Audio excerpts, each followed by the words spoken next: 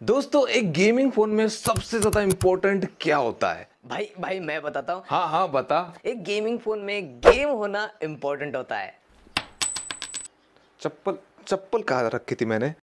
तो देखो 90% से भी ज्यादा लोगों को ये लगता है कि भाई गेमिंग फोन में सबसे ज्यादा इंपॉर्टेंट होता है प्रोसेसर, और ये मैं भी मानता हूं कि भाई प्रोसेसर सबसे ज्यादा इंपॉर्टेंट है। लेकिन सिर्फ एक प्रोसेसर नहीं होता जो आपकी गेमिंग एक्सपीरियंस को बेस्ट बनाता है। जैसे कि एग्जांपल लेते हैं, आपके फोन का प्रोसेसर काफी ज्यादा पावरफुल है लेकिन वो हीटिंग करता है, तो कुछ टाइम के बाद वो अपनी परफॉर्मेंस डाउन कर लेगा, तो आपको वो स्टेबल गेमिंग नहीं देगा, आपको स्टेबल एफपीएस नहीं मिलेंगे, आपको फ्रेम ड्रॉप देखने को मिलेंगे। तो अगर इस आधी इंफॉर्मेशन के साथ आप कोई फोन खरीदने जाओगे तो आप 100% कोई गलत फोन खरीदने वाले हो। लेकिन आप ये वीडियो देख रहे हो, मेरा ये वीडियो अगर पूरा आपने देख लिया तो आपसे मिस्टेक नहीं होने वाली, आप एक सही फोन खरीदोगे गेमिंग के लिए। तो जो भी चीजें मैं इस वीडियो में बताऊंगा, जो चीजें इंपॉर्टेंट है गेमिंग फोन में, वो सारी आप याद रखना या फिर कहीं पर लिख सकते हो, और वीडियो को पूरा देखना तभी समझ में आएगा। तो फिर स्टार्ट करते हैं। अब एक गेमिंग फोन में सबसे पहली जो इंपॉर्टेंट चीज है, और वो गेम बिल्कुल भी नहीं है, वो है प्रोसेसर। जो कि ज्यादातर लोगों को पता है कि भाई प्रोसेसर अच्छा हो तो फोन अच्छा होता है। अब देखो प्रोसेसर जितना ज्यादा पावरफुल होगा उतनी अच्छी आप गेमिंग कर सकते हो, इसमें कोई डाउट नहीं है। लेकिन ये जानना जरूरी है कि भाई आप किस बजट में फोन खरीद रहे हो, उस बजट में कौन से प्रोसेसर बेस्ट है। अब मार्केट में हमारे पास कितने ऑप्शन है, आपको मीडियाटेक के प्रोसेसर मिलेंगे, स्नैपड्रैगन का, उसके बाद एक्जिनोस के प्रोसेसर आते हैं, यूनिसॉफ्ट का प्रोसेसर है, और एप्पल की ए बायोनिक चिप भी आती है। लेकिन वो एप्पल की बात थोड़ी सी साइड में रखेंगे क्योंकि हर कोई भाई आईफोन नहीं खरीदता, जहर खाने का पैसा नहीं है। अब मेरे हिसाब से यहाँ पर दो प्रोसेसर काफी ज्यादा इंपॉर्टेंट है, एक स्नैपड्रैगन के, दूसरे मीडियाटेक के। अब एक काम करते हैं, हम फोन को ना प्राइस की कैटेगरी से डिवाइड करते हैं। जैसे कि कोई बजट में फोन खरीदता है, कोई मिड रेंज में खरीदता है, उसके बाद कोई मिड फ्लैगशिप में और फ्लैगशिप में। अब इन हर कैटेगरी में कौन से प्रोसेसर बेस्ट है। जैसे कि बजट से शुरुआत करें तो वहां पर आपको स्नैपड्रैगन के भी प्रोसेसर मिलते हैं, मीडियाटेक के भी मिलते हैं। लेकिन यहां पर मैं आपको कहूंगा कि आप मीडियाटेक के प्रोसेसर के साथ जाओ, क्योंकि वो प्रोसेसर अच्छी गेमिंग आपको अलाउ करते हैं इतने कम प्राइस में। इसके बाद मिड रेंज की बात करते हैं। मिड रेंज में आपके पास दो ऑप्शन है, मीडियाटेक के भी प्रोसेसर मिलेंगे आपको, स्नैपड्रैगन के भी प्रोसेसर मिलेंगे,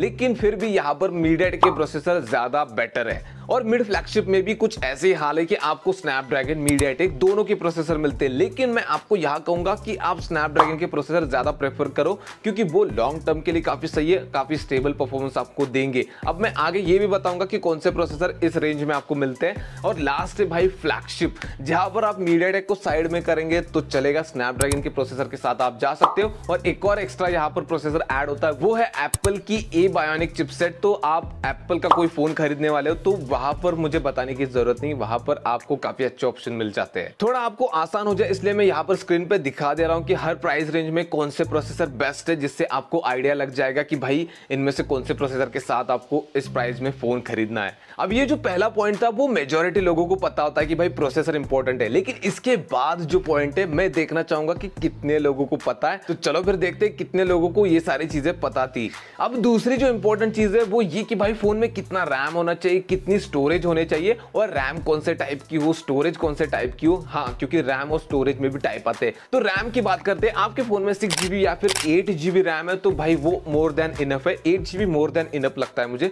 उससे ज्यादा की आपको जरूरत नहीं। 6GB या फिर उससे ऊपर ही देखना, उसके नीचे मत जाओ भाई, गेमिंग बिल्कुल भी अच्छी नहीं होगी। मेरे फोन में 4GB रैम है, बहुत ही खराब गेमिंग होती है। रैम टाइप्स की बात करते हैं, स्क्रीन पे आपको रैम टाइप्स दिख रहे होंगे, इसमें से पहले को छोड़कर बाकी सारे रैम टाइप्स बेस्ट है।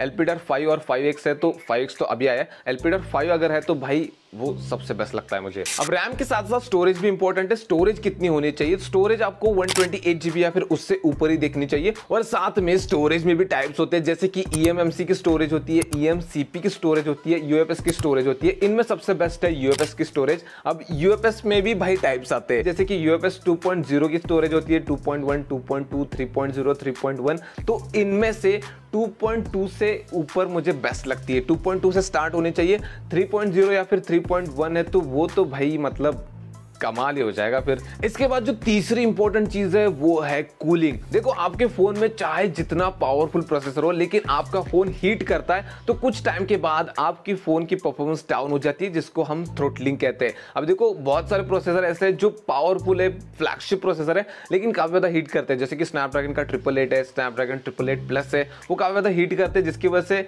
उनकी परफॉर्मेंस बाद में डाउन होना स्टार्ट होती है। और ये सिर्फ स्नैपड्रैगन के साथ नहीं है, मीडियाटेक के भी काफी सारे प्रोसेसर हीट करते हैं। तो इससे कैसे बच सकते हैं? देखो आजकल के फोन में आपको कूलिंग टेक्नोलॉजी मिलती है, वेपर कूलिंग, लिक्विड कूलिंग, तो इनसे ना आपकी फोन की हीटिंग कम होती है। अब ये तो काम फोन कर रहा है भाई, जो टेक्नोलॉजी आपको कंपनी ने दी है जिसकी वजह से टेम्परेचर कम हो रहा है, लेकिन आपको खुद से भी कुछ ध्यान रखना होगा। जैसे कि आप ऐसे एनवायरनमेंट में ना बैठो जहां पर टेम्परेचर ज्यादा है जिसकी वजह से फोन ज्यादा हीट हो रहा है, या फिर चार्जिंग पे लगाकर आप गेम खेल रहे हो, तो उस केस में भी आपकी परफॉर्मेंस डाउन हो सकती है। फिर इसके बाद जो इंपॉर्टेंट चीज है वो है फोन की बैटरी और चार्जिंग स्पीड। देखो चार्जिंग स्पीड को मैं ज्यादा इंपॉर्टेंस नहीं दूंगा, मैं यहाँ पर इंपॉर्टेंस दूंगा बैकअप को, क्योंकि आप गेमिंग करते हो दोस्तों के साथ तो 1 घंटे से 3 घंटे 4 घंटे वो डिपेंड करता है कि भाई कौन कितना खेलता है, लेकिन वहां पर बैटरी ज्यादा टाइम तक चलनी बहुत ज्यादा जरूरी है।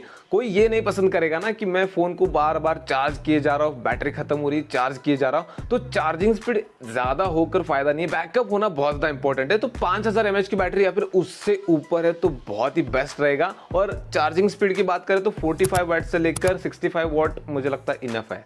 फिर जो पांचवी और इंपॉर्टेंट चीज है वो एक्चुअली एक नहीं है, वो 3 है। सबसे पहले स्क्रीन रेजोल्यूशन। देखो आपके फोन की स्क्रीन की रेजोल्यूशन भी बहुत ज्यादा मैटर करती है आपके ओवरऑल एक्सपीरियंस के लिए। इसे गेमिंग में कोई इफेक्ट नहीं पड़ेगा, लेकिन आपको भाई खेलने में मजा भी तो आना चाहिए। तो आपके फोन की स्क्रीन की रेजोल्यूशन FHD या फिर उससे ज्यादा है तो बेटर है, उससे नीचे ना हो HD या फिर HD+।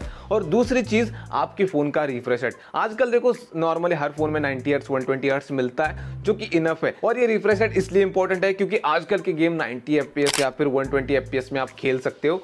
हालांकि वो डिपेंड करता है आपके फोन में भाई प्रोसेसर कौन सा है, वरना ऐसे भी फोन होते हैं जिनमें 120 हर्ट्ज की रिफ्रेश रेट होती है लेकिन फोन में भाई 60 FPS की भी गेमिंग नहीं कर सकते। तो इसी वजह से तीसरी चीज मुझे सबसे ज्यादा इंपॉर्टेंट लगती है वो है टच सैंपलिंग रेट। आप में से काफी सारे लोगों को पता होगा कि भाई टच सैंपलिंग रेट होता क्या है, लेकिन कुछ लोगों को पता नहीं, तो मैं बता देता हूं। देखो आपके फोन में एक हो गया रिफ्रेश रेट, दूसरा हो गया टच सैंपलिंग रेट। ये टच सैंपलिंग रेट ये होता है कि जब आप स्क्रीन पे टच करते हो तो वो कितनी देर में रिस्पॉन्स करता है। जैसे कि आप गेम खेल रहे हो, आपने फायर बटन पे क्लिक किया और आपके फोन में फायरिंग कितनी तेजी से हो गई, तो वो डिपेंड करती है आपके टच सैंपलिंग रेट में। तो आपके फोन में 180 हर्ट्ज टच सैंपलिंग रेट तो होना चाहिए, उससे ज्यादा होगा तो भाई और भी सोने पे सुहागा हो जाएगा। फिर इसके बाद जो लास्ट इंपॉर्टेंट चीज है जिसको आजकल कोई इतना इंपॉर्टेंस देता नहीं, लेकिन मुझे लगता है कि वो आज भी इंपॉर्टेंट है, वो है 3.5 mm का जैक, जिससे आप अपने ईयरफोन्स हेडफोन्स कनेक्ट कर सकते हो। लेकिन आजकल तो टाइम आ चुका है, लोग TWS यूज कर रहे हैं या फिर ब्लूटूथ नेक बैंड यूज कर रहे हैं गेमिंग के टाइम पे। देखो वो गैजेट्स तो काफी अच्छे हैं, लेकिन उनमें होती है लेटेंसी। आप देखो अगर कोई वायर्ड ईयरफोन हेडफोन कनेक्ट करोगे अपने फोन से तो वहां पर आपको लेटेंसी नहीं मिलती,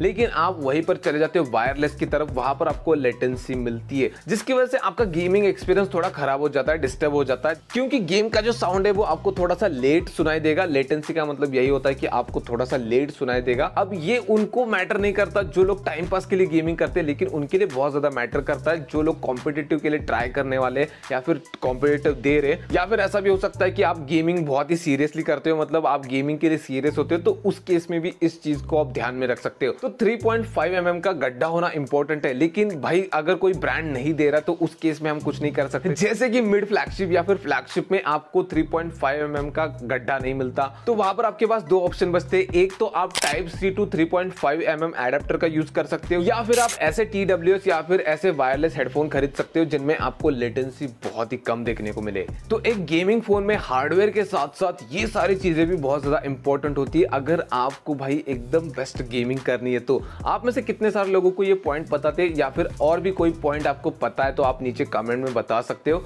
सारे पॉइंट कवर हो चुके हैं ऐसा मुझे नहीं लगता, क्योंकि और भी बहुत सारे छोटे मोटे पॉइंट्स होंगे, तो आप अगर वो नीचे कमेंट में बताएंगे तो काफी सारे लोगों की हेल्प हो सकती है और मेरे नॉलेज में भी इंप्रूवमेंट हो सकती है। बाकी वीडियो पसंद है तो वीडियो को लाइक कर देना, चैनल को सब्सक्राइब कर देना। हम मिलेंगे नेक्स्ट वाले वीडियो में।